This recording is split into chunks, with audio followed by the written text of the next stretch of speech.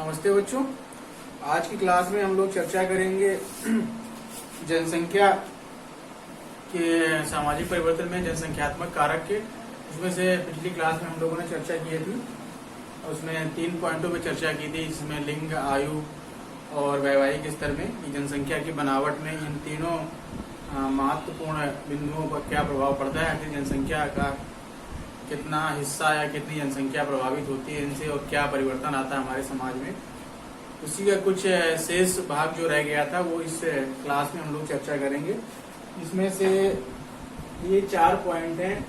जनसंख्या व आर्थिक परिवर्तन, आर्थिक परिवर्तन से हमारी जनसंख्या पे क्या प्रभाव पड़ता है, राजनीति व जनसंख्या, राजनीति से हमारी जनसंख्या पे क्या प्रभाव पड़ता है, और युद्ध एवं जनसंख्या, युद्ध के बाद हमारी जनसंख्या पे कितना प्रभाव पड़ता है, किस प्रकार से परिवर्तन आता है समाज में, और क्रांति एवं जनसंख्या। इन चारों बिंदुओं पर चर्चा करेंगे हम लोग। ठीक है, तो पहले बिंदु के अंतर्गत आएगा कि जनसंख्या व आर्थिक परिवर्तन। अब देखिए, किसी भी देश की आर्थिक स्थिति कहीं न कहीं जनसंख्या को प्रभावित करती है। ठीक है, बहुत आर्थिक स्थिति देखिए किसी भी देश की तभी मजबूत होगी जब वहाँ की पॉपुलेशन या जनसंख्या कहीं न कहीं समान हो। समान का मतलब बहुत ज्यादा पॉपुलेशन भी ना हो, और अगर पॉपुलेशन बहुत ज्यादा है तो हमारे पास उचित संसाधन भी होने चाहिए। अगर बहुत ज्यादा जनसंख्या हमारे देश की है तो हमारे पास भूमि भी उतनी हो, हमारे पास यातायात भी उतने हो, हमारे पास प्रौद्योगिकी भी उस टाइप की हो कि हम अपनी जनसंख्या के लिए कहीं न कहीं उनका भरण पोषण कर सकें और उनसे काम, उनका जो कहते हैं मूलभूत आवश्यकताओं की पूर्ति कर सके। कहने का मतलब ये है कि किसी भी देश की जनसंख्या में युवा, शिक्षित और बहुत ज्यादा पॉपुलेशन ना हो। अगर बहुत ज्यादा पॉपुलेशन भी होगी और हमारे पास उनके रहने के लिए उतनी ज्यादा जमीन नहीं है या उतने खाने की उनकी व्यवस्था नहीं है, तो वो भी भुखमरी की स्थिति में देश चला जाएगा। वो आर्थिक रूप से समृद्ध क्या हो पाएगा। ज्यादातर देखिए जितने भी विकासशील देश हैं वो इसी स्थिति में है। खासकर अफ्रीका महाद्वीप में जो अफ्रीकी देश हैं वो भी देखिए ना, बहुत ज्यादा पॉपुलेशन वहां पर है और वो देश कहीं न कहीं भुखमरी की शिकार में है। बुरुंडी, रवांडा वगैरह ऐसे 2 देश हैं जो जहाँ पे जनसंख्या बहुत ज्यादा है और लोग अपना जीवन यापन ही नहीं कर पा रहे हैं, तमाम तरह से कुपोषणता के शिकार हैं। तो उस देश की आर्थिक प्रगति हो नहीं, आर्थिक प्रगति तो उस देश की, आर्थिक समृद्धि तो उस देश की तभी होगी जब उसकी पॉपुलेशन कम हो और संसाधन अधिक हो।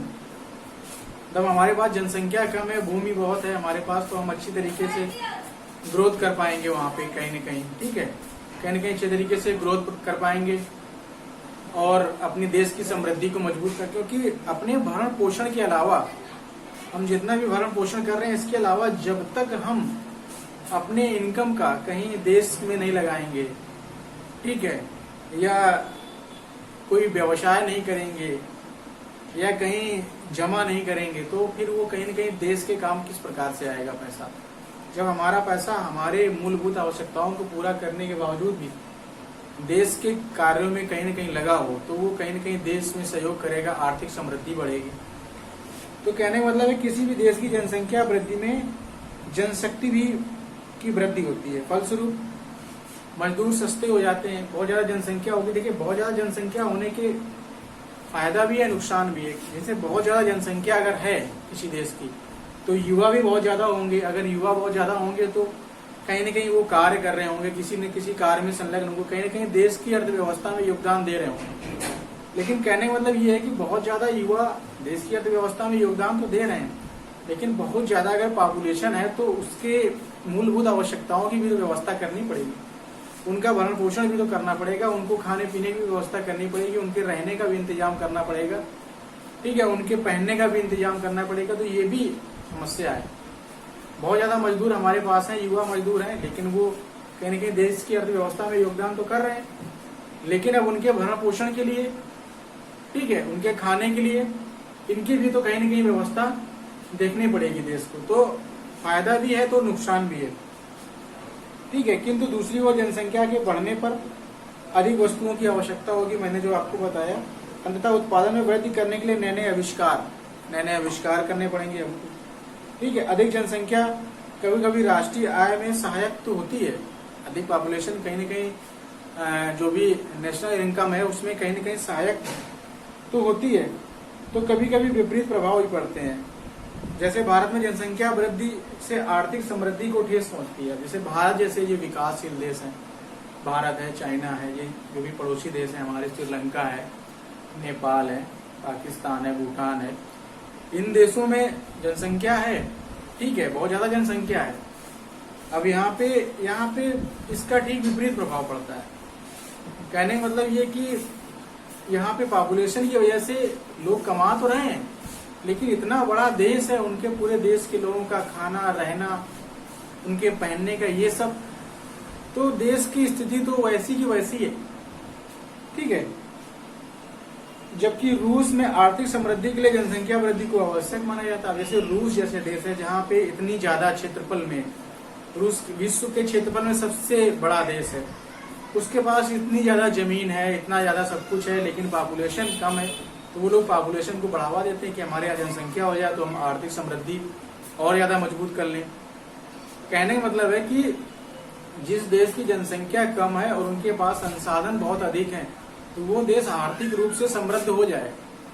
वहां पे पॉपुलेशन बढ़ाने के लिए बहुत सारे नियम बनाए गए, यहाँ पे पॉपुलेशन को कम करने के लिए बहुत सारे नियम बनाए जा रहे हैं, क्योंकि इन देशों में जनसंख्या तो बहुत ज्यादा है, लेकिन इतनी भूमि नहीं है, इतने संसाधन नहीं है, ठीक है, कि हम अपनी जनसंख्या को पूरी तरीके से स्वस्थ रख पाए, उनको उचित भोजन उपलब्ध करा पाए या उनको मूलभूत आवश्यकताएं उपलब्ध करा पाए। कहने का मतलब ये है, तो दोनों प्रभाव पड़ते हैं।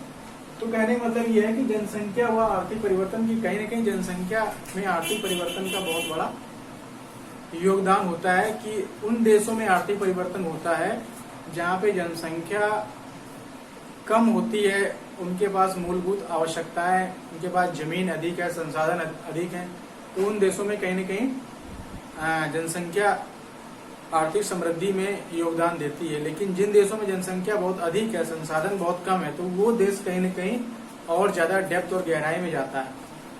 ठीक है। कहने का मतलब ये है कि वो देश अपने ही लोगों के भरण पोषण के लिए लगा रहता है, वो अंतर्राष्ट्रीय स्तर पे अपनी आर्थिक समृद्धि को कैसे ऊंचा उठा पाएगा, क्योंकि उस देश को चलाना, वहाँ के लोगों को मूलभूत आवश्यकताएं उपलब्ध कराना बड़ा कठिन काम है। दूसरा पॉइंट है राजनीति और जनसंख्या। अब देखिए, राजनीति और जनसंख्या का भी बहुत प्रभाव पड़ता है। अब देखिए, कहने का मतलब ये था कि पहले हमारे यहाँ राजतंत्र, लोकतंत्र, राजतंत्र चलता था, ठीक है, राजा का शासन, राजा ही तीनों शक्तियों का सर्वा होता था, राजा ही कानून बनाता था, राजा ही कानूनों को लागू करता था और राजा ही न्याय करता था। ठीक है।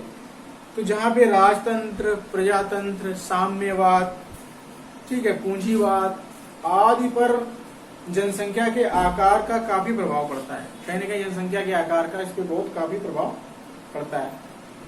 किसी भी देश की जनसंख्या के बढ़ने पर उसकी सैनिक शक्ति में वृद्धि होती है। किसी भी देश की अगर जनसंख्या बढ़ेगी तो कहीं न कहीं क्या होगा कि उसकी सैनिक शक्ति में वृद्धि होगी। ठीक है। वहाँ के लोगों में बड़ी मात्रा में लोग सेना में भर्ती होंगे। ठीक है, वृद्धि होती है। ऐसे देश उपनिवेशवाद और साम्राज्यवाद को बढ़ावा देते हैं। कहीं न कहीं ऐसे देश क्या करते हैं, उपनिवेशवाद या साम्राज्यवाद को बढ़ावा देते हैं। दास प्रथा और सामंतवाद भी जनाधिक्य के ही परिणाम है। कहीं न कहीं ऐसे देशों में जहाँ पे ये सब चीजें थी तो वहाँ पे दास प्रथा चालू हो गई, सामंतवाद चालू हो गया। ठीक है। तो ये कहीं न कहीं जनसंख्या, ये कहीं न कहीं राजनीति और जनसंख्या के प्रभावित कारक है, ये कहीं न कहीं प्रभावित करते रहे। तीसरे पॉइंट के अंतर्गत आते हैं युद्ध एवं जनसंख्या। ये कई विद्वानों की बात स्पष्ट है कि अधिक जनसंख्या में युद्ध को, तो देखिए कहीं न कहीं ये भी कहा जाता है कि जो युद्ध और जनसंख्या, बहुत ज्यादा जनसंख्या होने का कारण ये होता है कहीं न कहीं युद्ध। बिल्कुल स्वाभाविक बात है कि बहुत ज्यादा पॉपुलेशन होगी, बहुत जनसंख्या होगी तो आपस में लड़ाई झगड़ा होगा, युद्ध होगा। ठीक है। प्रकृति भी कहीं ना कहीं कहते हैं ना कि प्रकृति भी अपने आप संतुलन को बराबर कर लेती है। आप बहुत ज्यादा अगर बढ़ रहे हैं तो प्रकृति आपको बराबर कर देगी। बहुत ज्यादा पॉपुलेशन होगी, बहुत ज्यादा लोगों के जब अस्तित्व का खतरा आ जाएगा, बहुत ज्यादा जनसंख्या, संसाधन कम, रहने की जगह नहीं, खाने की जगह नहीं, तो फिर क्या होगा? युद्ध करेंगे लोग, आपस में लड़ाई झगड़ा करेंगे, एक दूसरे को मारेंगे। यही होता है। जिन देशों में जनसंख्या अधिक है वहां पे क्या हो रहा है? इसी प्रकार का हो रहा है। अब देखिए, जहाँ पे रहने के लिए नहीं है, पॉपुलेशन बहुत है, सबको रहने के लिए चाहिए, तो फिर क्या होगा? वहां पे युद्ध होगा, रहने के लिए युद्ध होगा, खाने के लिए नहीं है लोगों के पास, तो लोग क्या करेंगे? एक दूसरे को मारेंगे, मार डालेंगे, पॉपुलेशन कम होगी, रहेंगे इस प्रकार से। तो कहीं न कहीं बहुत ज्यादा जनसंख्या भी युद्ध का कारण बनती है। लोग युद्ध की स्थिति में पहुंच जाते हैं, क्योंकि सबको सामान चाहिए, सबको भोजन चाहिए, सबको रहने के लिए चाहिए, सबको पहनने के लिए चाहिए, लेकिन उतने संसाधन हैं कहाँ? जब उतने संसाधन नहीं तो आपस में क्या होगा? संघर्ष होगा। जो बलशाली रहेगा वही जीवित रहेगा। वही सिद्धांत लागू होता है डार्विन वाला कि जो बलशाली जीवते, जो व्यक्ति बलशाली रहेगा, जो पर्यावरण को अपने आधार पे अनुकूलित कर लेगा, वही जिंदा रहेगा, जो नहीं कर पाएगा वो मर जाएगा। इस प्रकार से समुद्र में बड़ी मछली छोटी मछली को खा जाती है। कहने का मतलब ये कि इस समाज में, इस जनसंख्या में जो समृद्ध लोग हैं वो कहीं न कहीं युद्ध में जीतेंगे, संघर्ष में। जो कमजोर लोग हैं वो मर जाएंगे। ठीक है, तो संघर्ष, अधिक जनसंख्या कहीं न कहीं युद्ध का कारण बनती है, संघर्ष का कारण बनती है। यही बताया गया है इसमें कि पिछले 2 महायुद्ध इसी बात के प्रमाण है। जो भी 2 विश्व युद्ध हुए 1914 से 1919 और 1939 से 1945, जो 2 विश्व युद्ध हुए कहीं न कहीं पॉपुलेशन के कारण हुए, बहुत ज्यादा जनसंख्या की अधिकता के कारण हुए कि वर्ल्ड की जनसंख्या इतनी ज्यादा हो गई थी। ठीक है, तो कहीं न कहीं ये क्या करते हैं? ये युद्ध भी जनसंख्या के कारण ही होते हैं। जनाधिक्य होने पर अधिकाधिक आर्थिक संसाधनों की आवश्यकता होती है, जिससे प्राप्त करने के लिए दूसरे देशों से युद्ध करना पड़ता है। अब देखिए, हर देश कहीं न कहीं अपनी आर्थिक समृद्धि की ओर बढ़ रहा है, अपने देश को आर्थिक ऊंचाइयों पे ले जाना चाहता है। ठीक है, आर्थिक समृद्धि, तो फिर अब क्या होगा? प्रतियोगिता होगी, आपस में संघर्ष होगा। हर देश ने अपनी अपनी सेनाएं तैयार कर रखी हैं, हर देश ने अपने अपने परमाणु हथियार तैयार कर रखे हैं। कोई किसी से जरा सा भी जमीन के विषय में विवाद हुआ तो उस पर अटैक कर दिया, हमला कर दिया। तो ये सब कारण कहीं न कहीं जनसंख्या का ही तो कारण है। कहने का मतलब कहीं न कहीं अधिक जनसंख्या के कारण ही तो ये लोगों में युद्ध हो रहा है, महामारी चल रही, लड़ाइयां हो रही। नेक्स्ट है क्रांति और जनसंख्या, चौथा पॉइंट। जब देश की तीव्र गति में जनसंख्या वृद्धि होगी अथवा ह्रास होता है, जब बहुत ज्यादा जनसंख्या बढ़ेगी और बहुत ज्यादा जनसंख्या कम होगी, तो यह स्थिति क्रांति के लिए उत्तरदायी होगी, क्योंकि इसके कारण समाज में सामाजिक, आर्थिक और राजनीतिक उतार चढ़ाव आते हैं।